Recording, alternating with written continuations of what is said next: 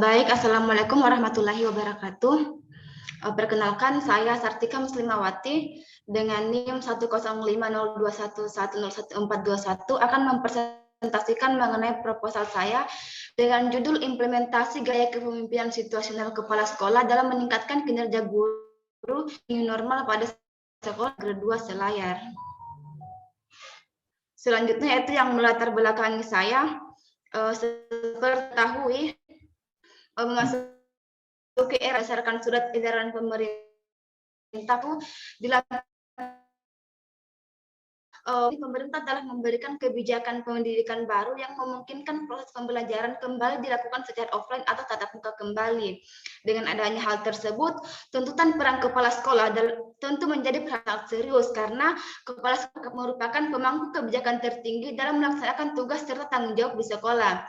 Nah, dalam peningkatan kualitas sekolah, kepemimpinan kepala sekolah merupakan yang paling penting dalam penentuan keputusan yang berkaitan dengan berbagai kegiatan yang ada di sekolah dan kinerja guru. Salah satu gaya kepemimpinan yang bisa diterapkan oleh kepala sekolah yaitu gaya kepemimpinan situasional, di mana menurut Hasibuan, gaya kepemimpinan situasional merupakan salah satu gaya kepemimpinan yang dimiliki oleh kepala sekolah dengan mengkombinasikan suatu proses yang terjadi dengan situasi dan kondisi yang terjadi di lapangan. Kemudian terkait dengan permasalahan mengenai kinerja guru, yaitu perlunya peningkatan kinerja guru jika dilihat dari hasil capaian uji kompetensi guru yang masih belum mencapai target. Jika dilihat pada gambar di mana hasil uji kompetensi guru pada tahun 2021 sebagaimana yang terrilis pada laman jawapos.com menyebutkan bahwa rata-rata nilai uji kompetensi guru nasional berada di angka 50,64 poin, sedangkan pemerintah menargetkan rata-rata nilai uji kompetensi guru nasional di angka 55.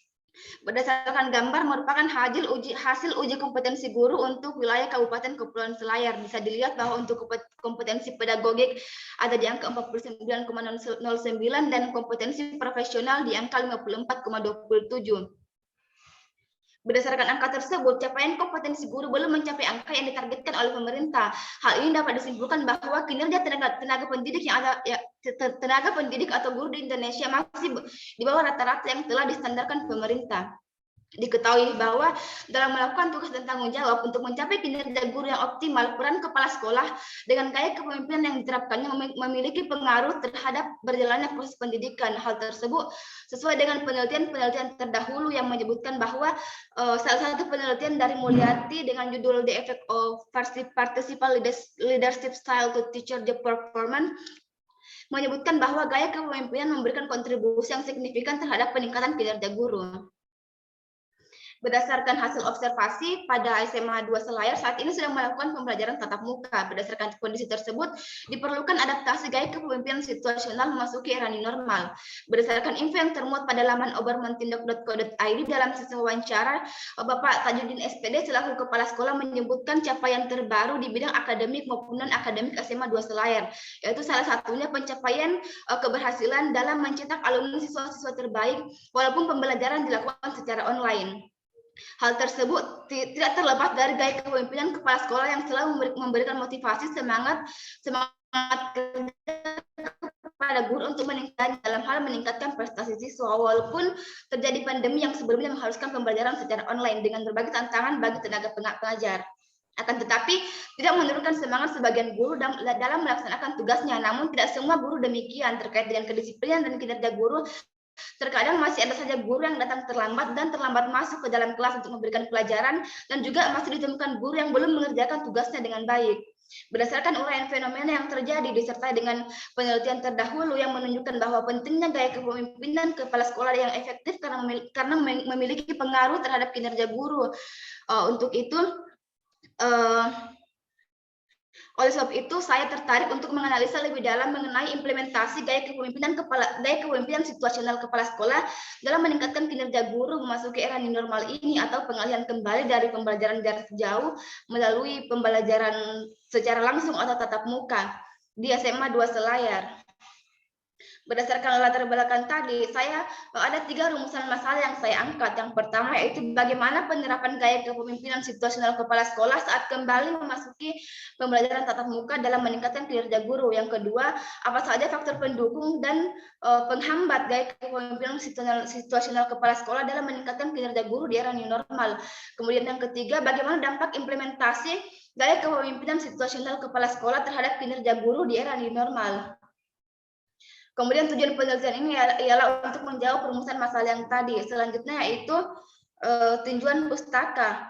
Yang pertama yaitu mengenai teori gaya kepemimpinan. Salah satunya yaitu dari Toha bahwa gaya kepemimpinan merupakan perilaku yang digunakan oleh seseorang pada saat orang tersebut mencoba mempengaruhi perilaku orang lain.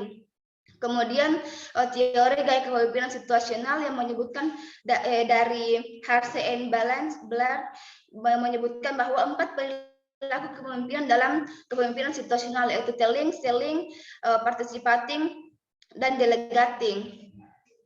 Kemudian selanjutnya itu tentang teori kinerja dari Mangkunegara menyebutkan bahwa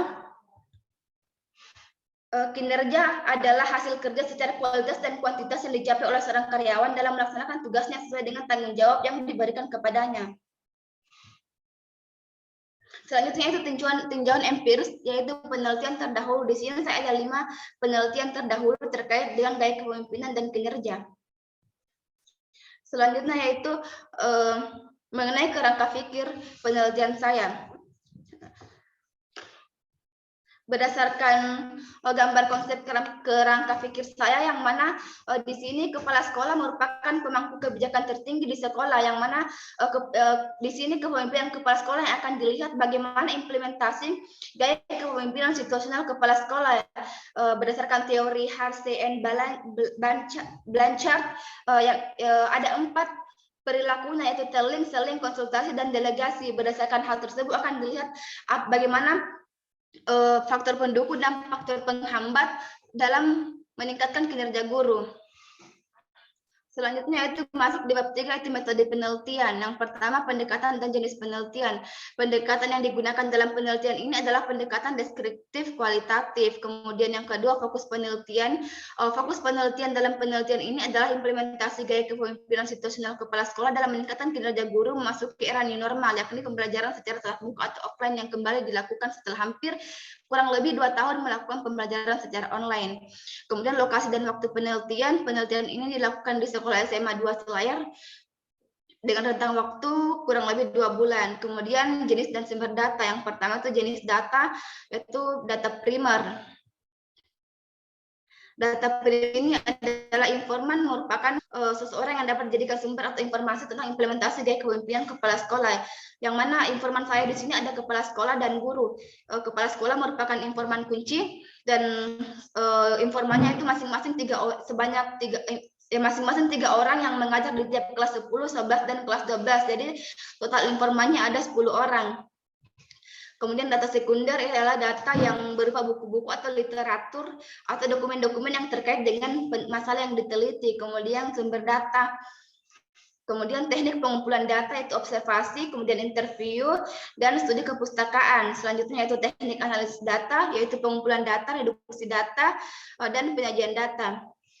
Kemudian penarikan kesimpulan dan verifikasi. Kemudian untuk teknik pemeriksaan keabsahan data ada uji kredibilitas, ada triangulasi, dan kemudian menggunakan bahan referensi. Untuk pedoman wawancara saya terhadap kepala sekolah sebanyak 8 pertanyaan dan kepada guru ada 5 pertanyaan. Baik, inilah presentasi saya. Lebih dan kurangnya mohon dimaafkan dan Assalamualaikum warahmatullahi wabarakatuh.